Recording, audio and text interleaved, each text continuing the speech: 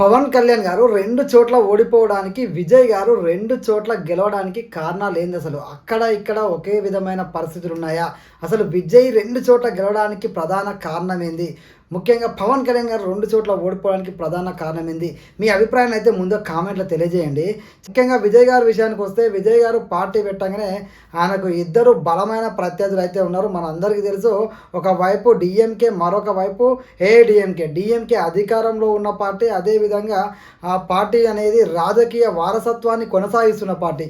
మరొక వైపు AIADMK. AIADMK అంటే అక్కడ మనందరూ తెలుసు జయలలిత గారి పార్టీ. జయలలిత గారు చనిపోయిన తర్వాత సరైన నాయకుడు లేక, నాయకుడి లోపం ఉన్నట్టుగా కనబడుతున్న పార్టీ అది. మరొక వైపు పవన్ కళ్యాణ్ గారి విషయానికొస్తే, పవన్ కళ్యాణ్ గారు పార్టీ పెట్టినప్పుడు 2014లో ఉమ్మడి రాష్ట్రం అనేది తెలంగాణ, ఆంధ్రప్రదేశ్ విడిపోయింది. ఆంధ్రప్రదేశ్లో పవన్ కళ్యాణ్ గారు రాజకీయంగా అడుగు వేయడం జరిగింది.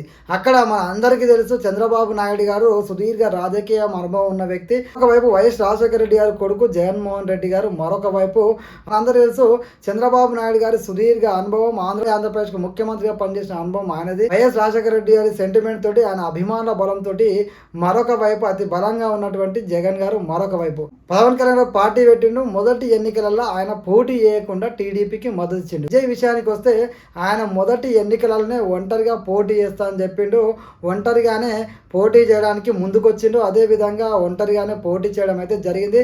బలమైన డిఎంకే, ఏఐడిఎంకే మధ్యలో విజయ్ గారు అయితే రాజకీయ అరంగేట్రాన్ని మొదలెట్టింది. ముఖ్యంగా మనం చూసుకుంటే అక్కడ విజయ్ గారి గెలుపుకు దోహదపడిన అంశాల విషయానికి వస్తే, ముఖ్యంగా అక్కడ వారసత్వ రాజకీయం డిఎంకే పార్టీ స్టాలిన్, అదేవిధంగా కరుణానిధి నుంచి ఇప్పుడు ఉదయనిధి స్టాలిన్, నెక్స్ట్ జనరేషన్ కూడా ఉదయనిధి స్టాలిన్ అయితే అందుబాటులో ఉన్నట్టుగా మనకు కనబడుతుంది.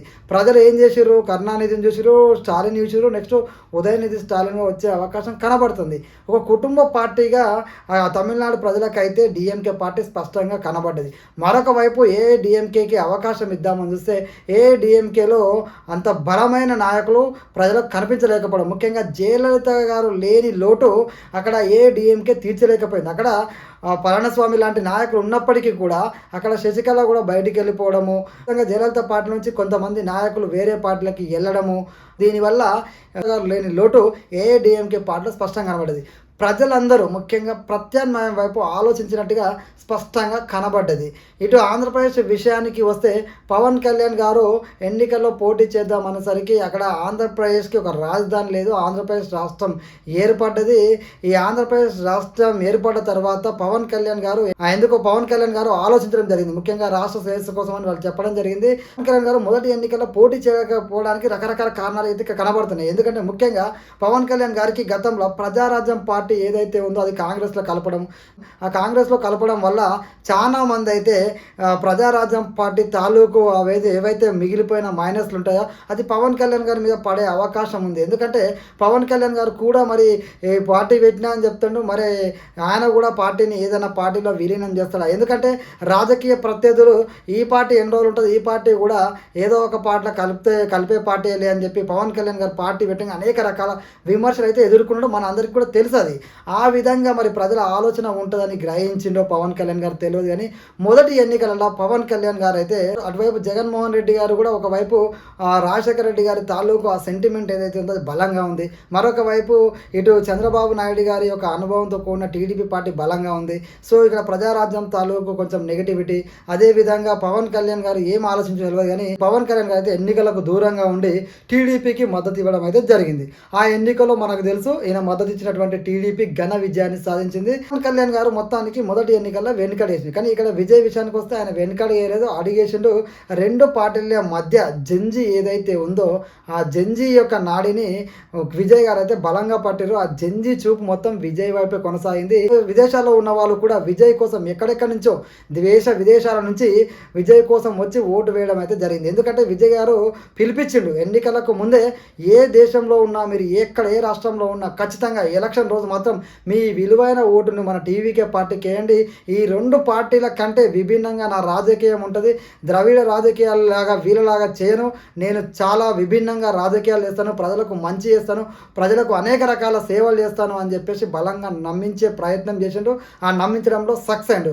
మరొక వైపు పవన్ కళ్యాణ్ గారు ఆ ఎన్నిక అయిపోయింది. 2019 ఎన్నికల్లో ఆయన కూడా మొత్తం స్థానాల్లో సిపిఎంను కలుపుకొని ఆయన పోటీ చేయడం అయితే జరిగింది. సిపిఎం బీఎస్పీతో పొత్తులో ఆయన పోటీ చేయడం జరిగింది. ఆ పోటీ చేసినప్పుడు 2 స్థానాల్లో ఈయన ఓడిపోవడం అయితే జరిగింది పవన్ కళ్యాణ్ గారు. ఈయన 2 స్థానాల్లో ఓడిపోవడానికి మెయిన్ కారణం ఏంటంటే జగన్మోహన్ రెడ్డి గారు. ఎవరు అవునన్నా కాదన్నా ఒక్క ఛాన్స్ అంటూ జగన్మోహన్ రెడ్డి గారు గత ఎన్నికల్లో ఓడిపోయిండు. ఈసారి ఎలాగైనా జగన్మోహన్ రెడ్డి గారికి అవకాశం ఇవ్వాలని ప్రజలు చూసినట్టుగా కనబడ్డాయి. ఎందుకంటే ఆయన దాదాపుగా 151 సీట్లలో విజయాన్ని సాధించిండు. పవన్ కళ్యాణ్ గారు 2 చోట్ల ఓడిపోవడానికి ఇటు జగన్మోహన్ రెడ్డి గారు ఒక కారణం అయితే అక్కడ టీడీపీ నుంచి బయటకు వచ్చేసి పవన్ కళ్యాణ్ గారు పోటీ చేయడం. ఇంకోటి ఏంటంటే ఆ టీడీపీ వర్సెస్ ఇక్కడ వైసీపీ మధ్య సాగుతున్నటువంటి ఈ యొక్క పోర్లో జనసేన పార్టీ అయితే ఓట్ల చీలిక వరకే మిగిలిపోయింది. అదేవిధంగా పవన్ కళ్యాణ్ గారి ఓటమికి కారణమైంది. అదేవిధంగా అప్పుడు ఇంత జంజి ప్రభావం లేదు. ఇదే విధంగా సోషల్ మీడియా ఇంత బలంగానైతే లేదు. ఎందుకంటే పవన్ కళ్యాణ్ గారి ఫాలోయింగ్ మన అందరికీ తెలిసిందే. విజయ్ గారికి ఎలాంటి స్టార్డమ్ ఉంటుందో, ఎలాంటి ఫాలోయింగ్ ఉంటుందో పవన్ కళ్యాణ్ కూడా అలాంటి కల్ట్ ఫాలోయింగ్ ఉంటుంది. కానీ ఓట్ల రూపంలో మారలేకపోయింది. ఎందుకంటే ఆంధ్రప్రదేశ్ విషయానికి వస్తే కులాల ప్రభావం బలంగా ఉంటుంది. మన అందరూ తెలుసు. ఆ కులాల ప్రభావం కూడా ముఖ్యంగా నెగిటివిటీ పవన్ కళ్యాణ్ గారికి, చిరంజీవి గారికి ఏ విధంగా అయితే కొన్ని మీడియా ఛానళ్ళు ఏ విధంగా నెగిటివ్గా పనిచేసినామో ఇక్కడ కూడా పవన్ కళ్యాణ్ గారికి కొన్ని మీడియా ఛానళ్ళు బలంగా నెగిటివ్గా అయితే పనిచేసినట్టు మనకు స్పష్టంగా కనబడుతుంది. కానీ విజయ్ విషయానికి వస్తే సోషల్ మీడియా పవర్ ఉపయోగపడదు. ఎన్ని మీడియా ఛానళ్ళు ఆయన గురించి మాట్లాడకుండా, ఆయన గురించి చూపించకుండా, ఆయన గురించి నెగిటివ్గా స్ప్రెడ్ చేసిన కానీ విజయ్ గారికి మాత్రం బలంగా ఆయన అభిమానులు సోషల్ మీడియా నిలిచింది.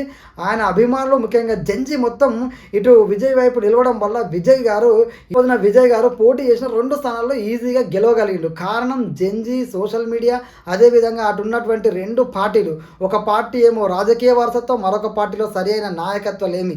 ఈ 2 కలిపి విజయ్కి ప్లస్ అయినాయి. ఇక్కడ పవన్ కళ్యాణ్ గారికి అలా లేదు. అక్కడ జగన్మోహన్ రెడ్డి గారు ఒక్క ఛాన్స్ అని చెప్పేసి ఖచ్చితంగా బలంగా ఉన్నాడు. ఆయన వాళ్ళ చెల్లె పాదయాత్ర చేసిండు, ఆయన జైలుకు పోయొచ్చిండు. అనేక రకాల ఫ్యాక్టర్స్ ఉన్నాయి. ఇటు చంద్రబాబు నాయుడు గారి రాజకీయం ఏ విధంగా ఉంటుందో మన అందరికీ తెలుసు. ఈ మధ్యలో పవన్ కళ్యాణ్ గారు ఓడిపోవడం అనేది నిజంగా చాలా బాధకరం. పవన్ కళ్యాణ్ గారు విజయ్ గారు లెక్కనే గెలవాల్సి ఉండే, కానీ అక్కడ అది జరగలేదు. రాష్ట్రము విడిపోవడము, అదేవిధంగా ఈ రకరకాల ఈ ఫ్యాక్టర్స్ అన్నీ పవన్ కళ్యాణ్ గారి ఓటమికి కారణమే. విధంగా మొన్న జరిగిన ఎలక్షన్లో పవన్ కళ్యాణ్ గారు 100% స్ట్రైక్ రేట్ సాధించండి. ఎందుకు ఇక్కడ విజయ్ గారు అరంగేట్రంలోనే విజయం సాధిస్తే పవన్ కళ్యాణ్ గారు ఓటమి నుంచి విజయం సాధించండి. ఎందుకంటే పవన్ కళ్యాణ్ గారు ఇటు 2014, 2019 అతి ఘోరంగా ఓడిపోయాడు. తానే ఓడిపోయాడు, ఒక్కటే సీటు గెలిచింది.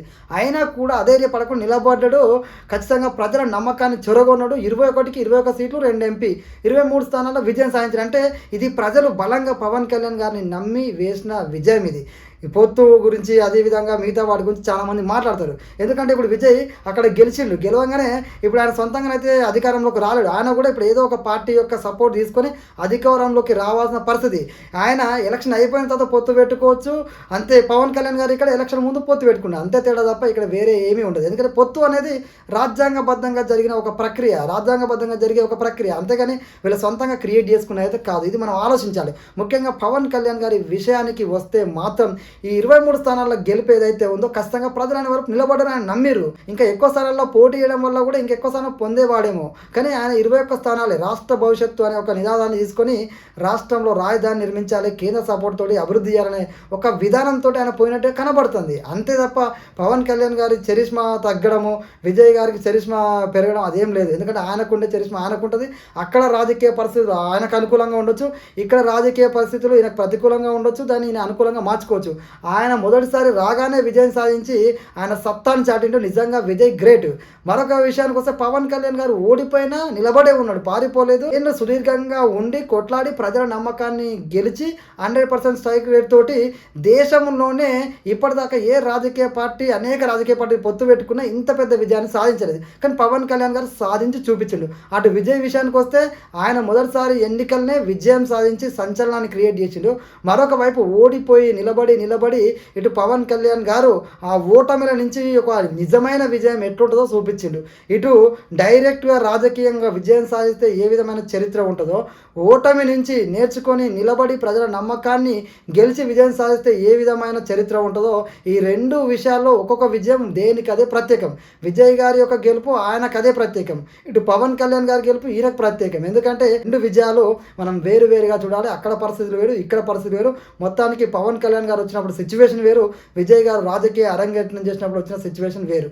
ఈ రెండింటిని పోల్చడం అనేది సరికాదు. ముఖ్యంగా విజయ్ గారి విజయం అయితే ఒక చరిత్రనే. ఎందుకంటే మొదటిసారి పార్టీ పెట్టి ఒంటరిగా పోటీ చేసి ప్రజల మన్నన పొందడం అనేది నిజంగా ప్రతి ఒక్కరు అభినందించాల్సిన విషయం. మరొక వైపు పవన్ కళ్యాణ్ గారి నుంచి ఓడిపోయినప్పుడు వెనకడిగేయద్దు, ఓడిపోయినప్పుడు పారిపోవద్దు, ఓడిపోయినాగానే అన్నీ అయిపోయినాయని చెప్పి పక్కకి వెళ్ళొద్దు, ఓడిపోయినా నిలబడితే ప్రజలు ఆదరిస్తారు అని చెప్పడానికి పవన్ కళ్యాణ్ గారి విజయం ఒక ఉదాహరణ. సో పవన్ కళ్యాణ్ గారు 2 చోట్ల ఓడిపోవడానికి అక్కడ ఉన్న పరిస్థితులు కారణం, విజయ్ గారు 2 చోట్ల గెలవడానికి ఇప్పుడున్న పరిస్థితులు కారణం. అంతే తప్ప పవన్ కళ్యాణ్ గారిని విజయ్ గారిని పోల్చడం అనేది సరికాదు. మీ అభిప్రాయాన్ని కామెంట్ తెలియజేయండి. జై హింద్.